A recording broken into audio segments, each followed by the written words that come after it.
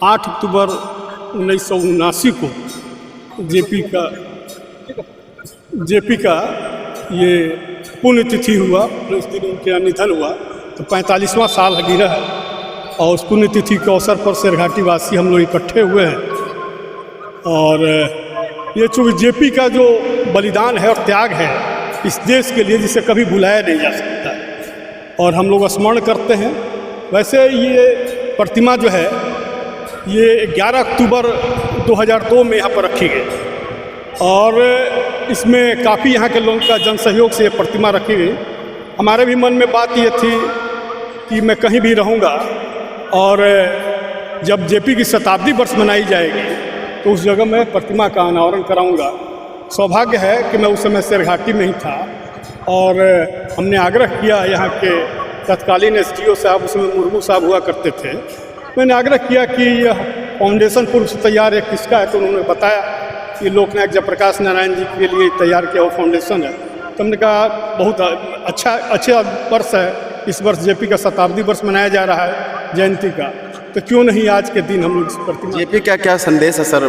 पूरे जेपी गाँव जो समाज के अंतिम वर्ग है उसके हमेशा उत्थान की बात किया करते थे, अंत्योदय की बात किया करते थे, सर्वोदय की बात किया करते थे और देश के लिए मर मिटना, देश के लिए अपने आप को कुर्बानी देना, उनके स्वभाव और उनके जो जेपी के अंदर समर्पण की भावना थी और जो उन्होंने त्याग और बलिदान इस देश के लिए किया, चाहे आज़ादी की पहली लड़ाई हो जिसको 47 में आज़ादी मिली और चाहे आज़ादी की दूसरी लड़ाई जो 74 में इनके नेतृत्व में जो आंदोलन लड़ी गई हुआ था।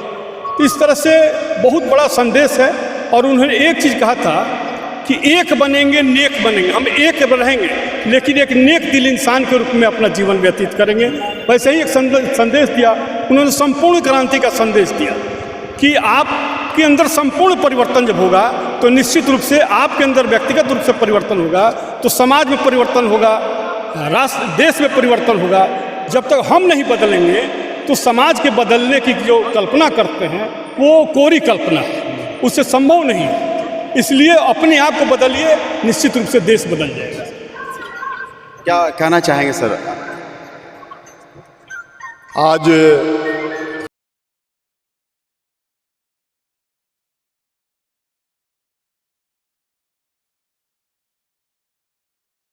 कि इस मूर्ति को मेरे पिताजी ने अनावरण किया था 11 तारीख को और आज मुझे इसमें मौका मिला। इससे मैं बराबर आता हूँ और जेपी के साथ रहने का मुझे बहुत अच्छा अवसर मिला। मैं जेपी के साथ रह चुका हूँ और जेपी के आंदोलन से परिचित हूँ और जेपी की बातें मेरे नस नस में है, मैं उनका अनुयायी हूँ और जेपी के साथ रह कर के मैंने उनसे बहुत कुछ सीखा और उनके आश्रम में सोखोदेवरा नवादा में मैं बहुत दिनों तक रहा हूँ और उनके सानिध्य में रहकर के उनसे बहुत परिचय सकता हूँ अपना परिचय।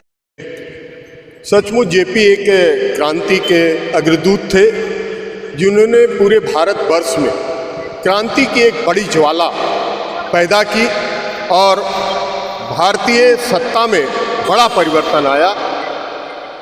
इनके क्रांति का 7 मूल मंत्र था, राजनीतिक, आर्थिक, आध्यात्मिक, बौद्धिक, शैक्षणिक, इस तरह से 7 तरह की क्रांतियों की बात इन्होंने कही थी और इनके क्रांति के द्वारा भारत में बड़ा परिवर्तन आया।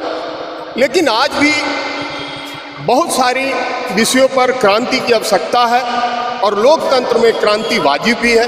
जहाँ भी प्रॉब्लम होता है, जहाँ भी समस्या है, दलित, पिछड़े, गरीब, गुरुए, जहाँ भी शोषित हैं, वंचित हैं, उनके लिए आज भी क्रांति की ज़रूरत है। हम लोग इस दिवस पर इनके क्रांति दिवस को याद करते हुए अपने अंदर के क्रांति और ज्वाला को बुझने नहीं दें। इसी के साथ